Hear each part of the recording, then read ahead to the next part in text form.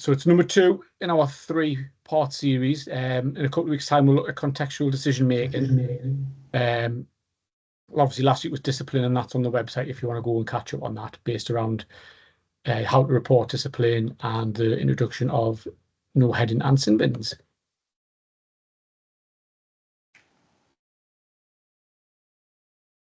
So a bit of housekeeping just to start the night.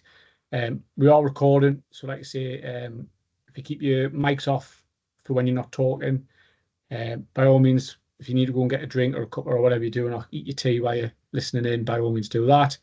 Phones, pop them on silent if you've got your mics on, and there's a little, you'll see a little hand icon at the top of the screen. If you've got any questions, click that, so I know that someone wants to ask a question, sorry, and we'll need you to type some stuff in the comments box throughout the presentation.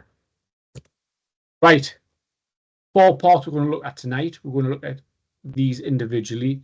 So we're going to look at who we deal with on a touchline, when and why it may occur, so poor inappropriate behaviour. What behaviours do we see on the touchline, and how can we deal with it? So how can we maybe prevent it from happening? How do we reduce what happens, because sometimes we just can't stop it, but how do we deal with inappropriate behaviour? So I'm going to give you about 60 seconds. I want you to type in the box as many people as you can think of who is on the touchline in our football matches. Away you go.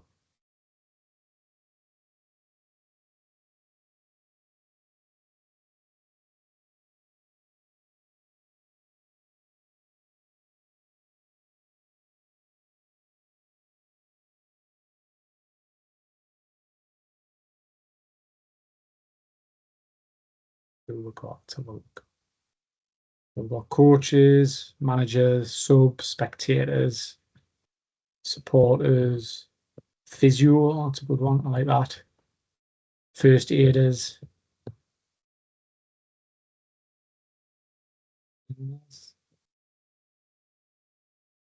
Any more for any more? Right, let's have a look and see what we've got. So first one I've got, coaches and managers. They're the main people we'll deal with on a match day. People like Mr. Mourinho there. Parents and spectators, probably the largest group that we'll deal with. They're always happy people. Assistant referees, no one's put that down. So that was interesting. And we'll talk about the different types of assistant referees in a minute.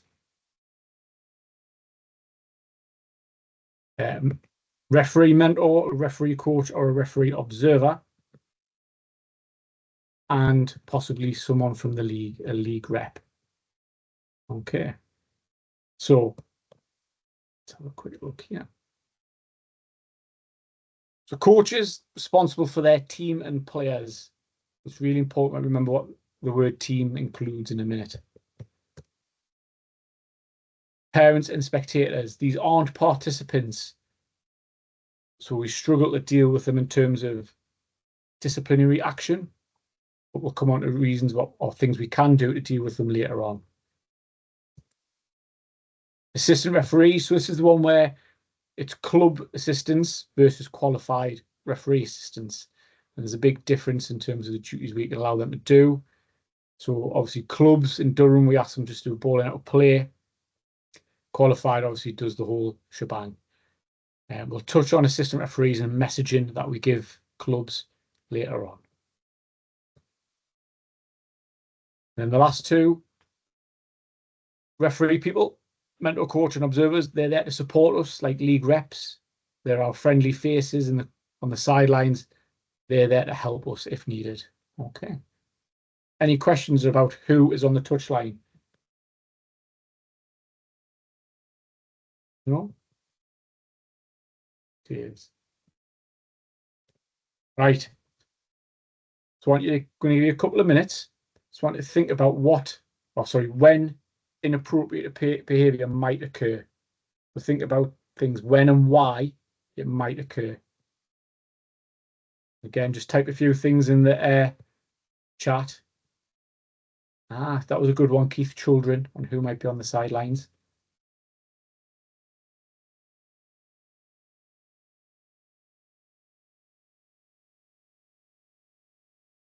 So we've got offside calls from the moment you get there to the moment you leave. The type of game, free game, so history between the teams, conscientious decisions, tackles, taking too long to make a decision, spectator abuse.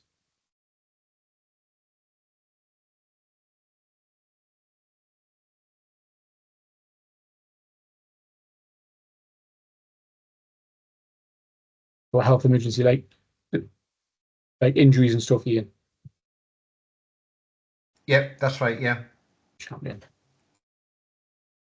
Cool. So go back in. So let's have a look then what we've got. So most of them, like really good ones. So key match events, yep. So we've got goals, penalties, and cards. So for me, these events, everyone's either happy or sad. The emotions are heightened. So, you often see it when goals are scored, people are arguing over the ball in the back of the goal net. The penalties that we give and don't give open themselves up for people to behave in inappropriate manners. And obviously issuing and not issuing cards. People always football's a game of opinions. And I don't mind people having opinions, but sometimes people use it as an excuse to go above and beyond what is acceptable. Offsides, yeah, again, something that's contentious, can lead to a key match event in terms of a goal being scored. Sin bins. So sin bins in itself are a result of inappropriate behaviour with a being dissent. But because that player's still up a height, it sort of brings in the sidelines, the touch lines, people jumping on board that inappropriate behaviour from the player, kicking off that it's not a sin binable offence, a team getting embroiled in sort of that behaviour. And as some of you mentioned, just general refereeing decisions. So sometimes an accumulation of things can lead to coaches and the sidelines and parents and spectators starting to sort of become inappropriate in what they're doing. And that sort of leads into frustrations. People getting frustrated, not just with refereeing decisions, but with the game, with the style of play, with the teams playing, with individual players within the team, things like misplaced passes. The score has a massive impact on the way people behave. Being 1-0 up compared to being 1-0 down, creates different behaviours and traits within people. Time of the game. I know someone put there from the moment you turn up to the moment you leave, but it won't be the same. When you get there, people in the first 5 or 10 minutes, most games you'll tend to find people are in an all right behaviour sort of mode. But as the game goes on, the score affects it, or it could be 0-0 still, and people get more wary of things. They've got less time and less opportunity to change the game, to get something from it. So they become a bit more negative in their behaviours, to start questioning, asking for everything. Everything I'm seeing here, you all would have seen within the games you referee. These won't be something that are new to you. Pressure. So this can come from spectators, can come from a scoreline, can come from a league position possibly, or a cup match. So you'll often find the first few months of the season, yes, you'll get some inappropriate behaviour, but generally most of them are fine. Once we get to what we call the crunch end of the season, where things like getting the cup final, winning the league, getting relegated even, then pressures start to pile on players and spectators and coaches. So that drives their inappropriate behaviour. And then refereeing. So sometimes us as referees can cause inappropriate behaviour by our action and lack of management of players, lack of management of situations, ignoring things when we really shouldn't ignore them. I put action there, could be our lack of action, deciding not to do something, not to engage with somebody, not to explain a decision. You know, I'm not saying explain everything, but sometimes an explanation might be something that brings the temperature down of that person on the sideline.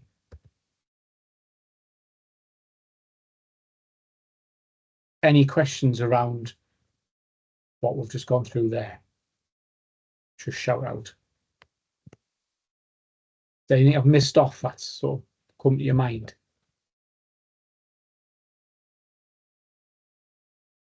Right.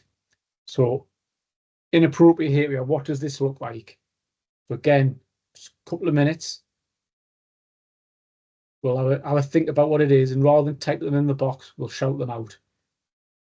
So I'm gonna come off that. So we'll have a couple of minutes just thinking about what you have seen as referees as inappropriate behaviour. What's it looked like? Don't need to know how you've dealt with it, but like, what can you see as inappropriate behaviour? Click the little raise hand button at the top, and we'll start firing off some answers.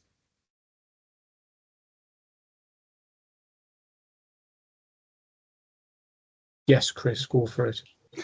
You've got your gestures, how a player kind of like approaches you, or maybe someone on the sidelines. Yep. So gestures. What sort of gestures have you seen whilst refereeing? Well, the either just the clapping in front of your face, or they're holding up an imaginary card or something like that. So yeah. Cool. Champion. Cheers, mate. Wayne. Just constant chipping away, sort of challenging everything that goes on. Like the low level stuff, like just literally questioning every decision. Yeah. And like, how does that make you feel as a referee in terms of when you're out there trying to referee a game of football? Well, it certainly impacts your ability to enjoy it. It becomes a little bit frustrating, but I also think it can affect some of the players as well, especially younger players, because they start to feed off that sort of negative energy as well. Yeah, so the coach is more interested in asking questions than coaching. Yeah. Champion, good. That's a good one. Keith? So I think it's the big one is racial, isn't it? Yep, so we've got discriminatory there, yeah. So we've got the protected characteristics. Yeah. Yeah, so is that where you've heard it, or from the sidelines, or is it players reporting it to you, or? I think it's a bit of both. I mean, I haven't fortunately been directly kind of involved in it, but it is, kind of big thing, isn't it? These days, I think it's been brought more to the surface recently, I would say. Yeah, I think that's probably more about the education of what's acceptable and not, and how to report things. Yeah. I think, people aren't just going to accept language and behaviours like that. So whether the referee hears it or not, players will report it to the referees, and then we'll report it to the county FA and the FA. I think that obviously that's why it's really important referees are aware of what is a protected characteristic and how to report discriminatory language and behaviours. Ian? Yeah, one thing that I've noticed is the increase in dissent, and that could be by, you got their low-level questioning. Sometimes, you hear, what, you're serious, and really questioning your decisions. But also, one thing that I don't like, and what I hear, is when you give a decision and then the same player, start talking to the teammates, saying, oh, he doesn't know what he's doing, in all of this, and that creates a mood amongst, the team that, that really hits your confidence, when they start moaning, saying, oh, he doesn't know what he's doing and stuff, and that goes around as well. So did you find that bleeds onto the sidelines, onto the coaches and managers? Yeah. So I curbed that, and I've stopped the match quite a few times because of that, Yeah. No, that's cool, mate. That's spot on. Anyone got any other behaviours that they might have come across? Right, let's have a little look. So yeah, I've got low level questioning. So it's like we mentioned, it's that chipping away, just like from the sideline. Ref, are you sure that's a foul? Or you've missed that one? Or why is that? Why is that not a foul for us? Are you going to let them kick that player? And it's not within itself wholly appropriate to go across and do something with one comment, but it's the build-up of continual questioning, and it's not. They don't have to be screaming. They don't have to be shouting. It's like you say them. I think them little comments that chip away at your concentration, right? And you try to ignore the first few, and then it's how long do you go before you deal with it, which we'll talk about in a second. So yeah, so just because they're asking questions, it's still inappropriate behaviour if it's continual all the time. We've got our dissent, which we've talked about, by word or action. And they can be the waving imaginary yellow cards about. Can be, it's a bit more loud, a bit more aggressive in terms of the questioning and the shouting of what they're wanting. The disagreement with your decisions that's audible, that everyone can hear. Having a paddy throwing their arms around, that's not acceptable. That's what I'd class as dissent from a coach or like an assistant coach and stuff. Foul and abusive language, pretty much what is on the tin. It's the combination of shouting and aggressive behaviour with swear words, very insulting. It's when that is, and then that's where we need to get really strong and robust on it with red cards. A bit like that image there with Klopp. That is abusive language and behaviour. Okay, that is not a good image for the game. Aggressive behaviour there. Just like that manager coming on the field at the end. Managers, when they come on at the end of the game, if they argue and confront you about decisions during the game, by law, that is a red card offence and you dismiss them. Right? They're not there to come on the field of play and question what your decision making is. They're there to shake your hand if they want to shake it and leave. Talk about discriminatory behaviour. So we've got the protected characteristics around ethnicity, gender, sex, age, marital status, a few others that we did in the last online session if you want to go back and refresh yourselves on them. One that we get a lot of reports of is coaches and parents stepping onto the field of play. Now, obviously, this is inappropriate behaviour. They're not entitled to do that, particularly at youth football. We get a lot of parents running on the field to tend to their son or daughter. It's not acceptable that they do that. There's ways to manage that with the coach, which we'll talk about. But coming on the field of play is not an appropriate behaviour.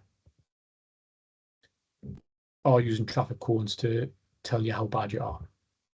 So, I've touched on a few things there. I'm going to look at some strategies to deal with some things. So rather than me just tell you the answers and be done, okay, I want you to have a think about probably the types of behaviour you've had there and come up with how we would deal with these sort of 6 bits of behaviour. So I'll leave this on the screen. I'm going to give you 2 or 3 minutes just to think about how we would deal with low-level questioning, how we would deal with dissent. Think about the participants and people we have that we mentioned at the start. So we've got coaches, which are the easy one. We've got parents and spectators. All right.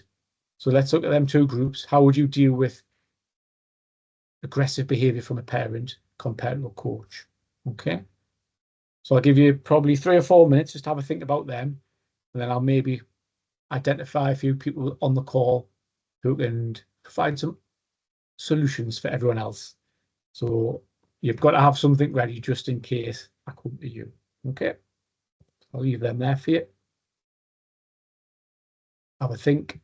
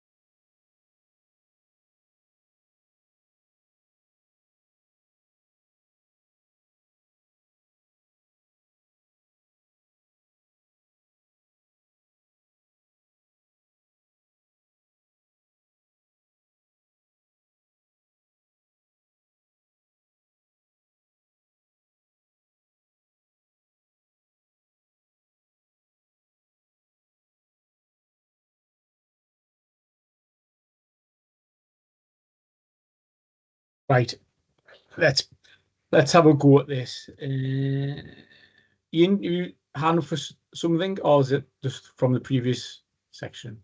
Oh, must be the previous one, but All right, champion. That's the if you want bar. to pick on me, then I'm okay to do that. Go on then, since you volunteered for the first one. So, low-level questioning. How we're going to deal with that from a coach? Well, I want to go backwards, if I may, because at the start of every game, I'm a talker, probably from my education days, and I speak to both teams and tell them about my expectations, what I like and what I don't like, and I always say, I'll tell you now what I like and I don't like. So on the pitch, there can be no arguments or discussions, and I'll give them my expectations about what I will accept and what I won't, and so if I have to caution someone for dissent or sin bin, they can't really argue. So I think from the start, when you tell them that your expectations, that will help with quite a lot of stuff. Cool. I agree with that. I think definitely setting something up, which we'll come to in a bit, is helpful. So leading on from that, then you've done your introductions and stuff, but the coach is just maybe not being bothered, or he's just that type of person that he wants to continue to ask questions. He's not being aggressive, he's not being argumentative, he's just questioning a lot of your decisions or asking for answers, going, why is that this, or why have you not done that? What are you going to do with them? Well, what I would do was I'd go over, speak to them quietly and tell them that it's inappropriate to question my decisions on the pitch. I would say, look, after the game, if you want to chat, I'm more than happy to, but during the game, don't, because of the negative consequences that this will have on not just me, but anyone watching the game. So I would warn them that I won't tolerate that. And if he or she were to keep on doing that, then, I'd be cautioning them and getting them removed from the field. Right, so for cautions, yeah, I'd probably go down the line of that. I think it's very good it's like a stepped approach for coaches on the sideline rather than players. I agree, if they continue it would be probably a yellow card for dissent. Obviously, if it's yellow card, we can't remove them, but we're just warning the future conduct. If they continue to do it, then we'd then remove them with a red. Yeah. Okay, but yeah, that's good. I like that one. Wayne, do you want to give me how you would deal with dissent from a coach, please? Again, I think it would depend on the sort of context of what it was, if it was a little bit of frustration or if it was something that was probably more direct. I'd probably like to have a chat first and give them the benefit of the doubt, whether that's right or wrong is for others to sort of comment on. But I think it's the sort of thing where if it is quite serious, then yes, I would be sort of going down the route of a caution if that was the case. But I think I'd always try and speak with them first and give them the benefit of the doubt to be able to correct it. But then obviously if they don't, look to then take it further. Yeah, so that's pretty good. I think it's a bit like Ian's as well. We're trying to have a preventative outcome here rather than a reactive one, rather than just dealing with something. Can we stop it from happening? So can we use these quiet words and chats with them, before the game or during the game to help manage their behaviours, to stop them from escalating into something a bit more inappropriate. So what else have we got? So Mark, do you want to do foul and abusive language for us, please, from a coach? We'll cover coaches off first, and we'll look at parents and spectators. Well, from a coach, you'd have to be a sending off offence, really. So I'd probably ask the coach to leave the ground. Yeah. So what? Yeah. By leave the ground. So like, sort of, where do you ref? Like, what sort of stuff do you do, mate?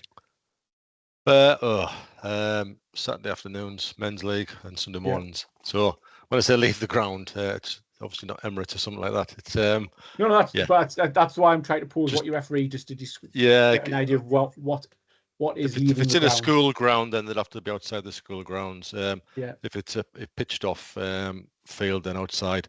I mean, sometimes it's not very far away, but they need to be well away from where the game is, in my opinion. I'd also get the manager involved. There's potential to report the club as well, because the club has to take responsibility for their coaches, managers, etc. So it could be a club report as well. Yeah, no, that's spot on. I think our definition of leaving the ground, everywhere is different, whether it be in a park, on a school field, one of these footballing hubs. It's got to be an appropriate distance away from the ground that they can't become a nuisance or continue on that behaviour. So if that means they go back to a change room that's like away from the ground and they can't see the game, that's not your problem. That means they have to go and stand in the car park and they can watch the game from that distance. That's fine, as long as you can't hear or see them. Football and hubs, it could be that they just go and sit in reception or the CAF. They can't be there to be like influential on you as a referee or players. Okay. Right, who else we got on the call? Oh, we'll go Michael. Michael, do you want to do discriminatory? So you hear a coach shouting something discriminatory or making a discriminatory gesture from the sideline towards you or a player. What are you going to do there?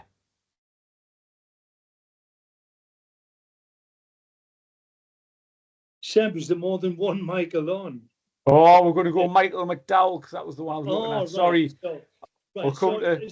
Could you just I had my granddaughter there for a second. Discriminatory, did you say? Yeah, so you've seen or heard a coach make or do a discriminatory behaviour towards you or a player. You've seen it though. Yeah. So how are you going to deal with it? I actually seen that yesterday. I was doing a game yesterday, and I agree with what Ian said. You've got to set the expectation level.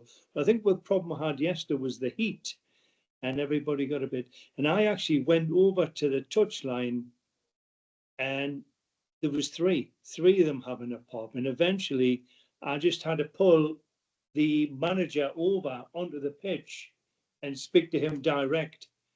And the other two stop that side. But how do I deal with it? Quite severely if I have to, but I do like to try and remain calm. Don't bite, don't overreact, and try and lower my voice and try and get some sense out of it. If I can I've obviously got to use the letter of the law, Seb. Yeah. So for discriminatory behaviour, if we say here that we're sending them off straight away because it's totally unacceptable. Mm-hmm. And alongside that, we're also going to submit an extraordinary report about the discriminatory language. So we would put in a red card for a non-playing participant because that's what a coach or manager is. We would then also complete extraordinary misconduct report saying, what they said or done and the discriminating nature of the incident. Yeah, but I do agree. I think staying calm and lowering your voice is always important, because if you go shouting to them, they're just going to shout back. So I think that's a really good bit of advice. Daniel, do you want to do stepping on the field of play for a coach, please?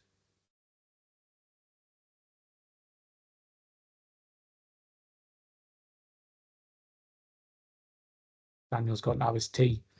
Go on, Chris. You can cover this one off. I hope his tea's lovely. Stepping on it. It depends on the severity of it. If it's just kind of like they've walked onto the field just as a kind of like a reaction to like just something uneventful happening, I'll just tell them just to kind of like step back and just make sure that you're off the field of play. Right. If they're running 30, 40 yards to question me, they're gone. They're absolutely gone. And to the point where I'm then probably identifying someone on the side who I can then have a conversation with afterwards, and then kind of get someone from the club to kind of report that behaviour. It's just unacceptable and extraordinary report and all of that nonsense. So yeah, it depends on the severity of it all. If it's for someone's kind of like well-being that they've stepped on, you give them kind of like a bit of a chance. But if it's inappropriate in any way, shape, or form, it's instant red card for me. Champion. So I'm going to pose a question to you all. Talk about the coach and about dismissing them from the field of play. It's an under-12s game. Right? We've got a coach who acts in a totally inappropriate manner, foul and abusive language, screaming at you, telling you an effing joke, and that he's going to see you in the car park, so he becomes threatening and aggressive. You're going to dismiss this coach, but he's the only coach for this under-12s team. What are you going to do?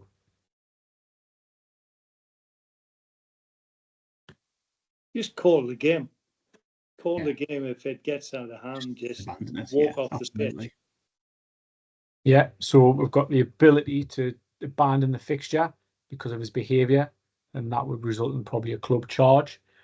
If we can, we like to get games finished.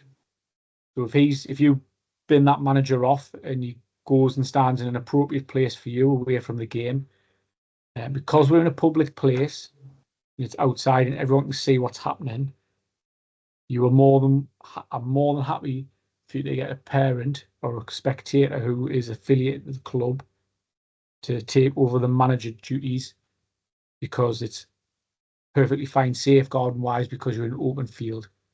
So like if we're at the local rec or the local park, everyone's in sight, everyone can see and hear what's happening, so there wouldn't be a safeguarding issue from that aspect if a parent said, I'll do it to stop the game getting abandoned. But if it's going down the lines of that discriminatory, aggressive, abusive towards you, possibly, you fear for your safety, then definitely look to abandon the game, because that is totally unacceptable. Okay. Right. Sorry. Seb, if you did that, where would you stand if there was an injury? So obviously, you can ask the other team, but again, it's like liaison. So you would say to the other team, look, I'm going to potentially ban this game. A spectator's going to take over the manager duties. Are you all right looking after any potential injuries? Champion. If they said no, then you've done your best, but it's not ultimately your response. You've not caused that scenario to happen, if that makes sense. It's not your inappropriate behaviour that's caused that situation. So it's just from a safeguarding point of view, you can allow the game to continue if a parent wants to take over in youth football. Okay. I'm going to cover off spectators, parents on all of these, because it's one simple answer. Parents and spectators, like we identified at the start of the call, aren't participants, so we can't red or yellow card those people. If it's low key to sinful, we always go to the coach or the secretary if there's one there, And that's our go-to point for spectators and parents. We never, ever engage with that group of people directly. And there's a number of reasons. There's more of them than you. Someone's probably going to be filming you. And once one starts, they'll all jump on it. So, and then ultimately, the coach and secretary are responsible for their spectators. So you go to them, and if you want them to have a word with someone, that's fine. If you want them to remove someone, that's fine. Like Ian said at the start, set your expectations out. But if you're going to do that, you've always got to see it through. So if you're going to go to a coach and say, that person in the red top that said this, I'm not happy with it, I want them removed out the ground, but if they don't remove, I'm abandoning this game of football. If you've got to then stick your guns and go, right, off your chart, go and get rid of them. And if they don't move, then you've got to stick to what you've said, and that you'll abandon the fixture. Don't go, oh, it's all right. You tried your best getting rid of them, but we'll just crack on anyway. Okay. If we're going down the lines of threatening aggressive behaviour where you feel unsafe, or discriminatory behaviour, then we're in the mind of, or in the field of abandoning the fixture. Yeah, because it's that serious, we can't allow the game to continue. Okay. Everybody happy with that? Yep. Chatting. So just to finish off how we can do it, you pretty much as a group nailed most of that.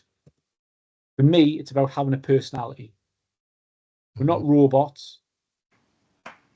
Go and introduce yourself, like Ian says.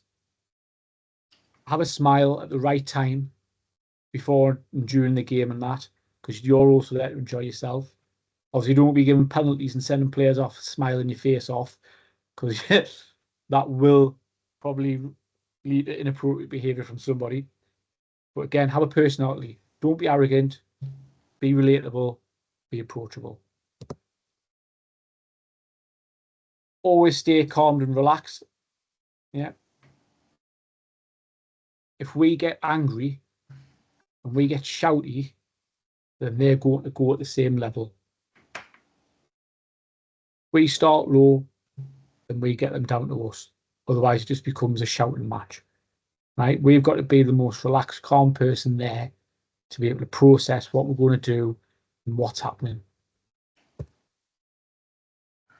We've also got to be firm and positive. So that's where I talk about, if you're going to say something, and you've got to see it through. Yeah. Don't dither about dealing with technical, like touch lines and parents and stuff. Be positive on what you want to do. Have a process, have a route of how you see things going. If you're going to go across to a coach or manager, when you're on the way there, have in your mind, this is what I'm going to say. This is what I want to happen. Okay? Don't get there and then start thinking, oh, actually, why am I here? What do I actually want out of this? What have I seen or heard them do? Okay? It's important. A lot of what happens on the sideline is usually a reflection of what happens on the pitch. It's really important to sort of recognise what's happening in the game. What's the temperature of the game like? Is it starting to heat up where we're getting a few more meaty tackles? Therefore, do we need to sort of get that control back a bit? Because if we get the control back, it'll probably bring the temperature of the sideline down as well. Because that's the thing we want, is it kicking off and then sidelines coming on the field of play, because we've got mass confrontations. Yeah. So be a bit savvy in like how the game is feeling. Have we just had a big tackle go in? We just had our first yellow card of a tackle, or was it technical? If it's a tackle, then do we need to be a bit wary of what's going to happen in the next 5 or 10 minutes and just work with 5 or 10 minute blocks? Take action before it escalates. So again, if we've got that low level questioning that we've talked about, which you have recognised that we've talked about tonight, there's nothing stopping me just going, wait there. I'm just going to go across and speak to this person. Say to the coach, look, you want to ask questions, and I guess you want to know why. But why don't you pick the important ones to ask the questions rather than throw-ins or a defensive foul? So it's different. Use that personality to like manage the people that you're dealing with. Sometimes, unfortunately, doesn't matter what you do, it just happens, right? But I really think ignoring it is definitely not the way to go. So if you've tried all these things to try and be preventative around inappropriate behavior and it doesn't happen, and they do something that's not right, please don't ignore it. Deal with it. If that means you've got to have a word, if that means you've got to go and show a yellow or red card, you've got to get someone shifted out the ground because spectator, you've got to do it, because if you don't do it, things will escalate and then they'll think it's acceptable. And then the next referee who goes there for the next match is having to put up with something maybe a little bit more inappropriate, a little bit worse. And it just keeps going and going and going. And then until we get 10 games down the line, and it could end up with something really serious happening. Yeah. Okay. Remember, coaches are responsible for the parents and sideline, so they're the person we'll go and see. Please report things. And I know I hear a lot of things around like, well, I'm not going to bother reporting it because nothing gets done. Trust us, it does. If you don't report it, we don't know about it. Therefore, we can't go through the disciplinary process of charging clubs and players and managers. And, you know, because that's what we do, club charges for spectators. They get points, like provisional points sort of things with the discipline, and then that leads to possibly points deduction from leagues. Penalty, that's what they're called, penalty points. Particularly around, you know, on field. Dissent now is punishable not only by the yellow card and the sin bin, but we also get fined where they didn't last year. We do visits and things like that. So we need to know what's happening because you're our people on the ground. Don't be this referee. Be this referee. Yeah. You scream at a player, that's license for them to scream at you because you're in charge. If you can do that, then they can do that. Yeah. Be like Pierluigi. Be calm. Be in control. Thanks, Ed. So I'm just saying that I'm leaving now. Got a 5-a-side game 7 o'clock. So thanks. I really enjoyed this. It's been really interesting. Not a problem, Ian. Go and enjoy it. Don't break a leg though. I need you to referee in the Darlington Sunday League. Cheers. Thank you. See you later, mate. Right, I'm going to stop the sharing and I'm going to stop the recording. And then we're going to do questions.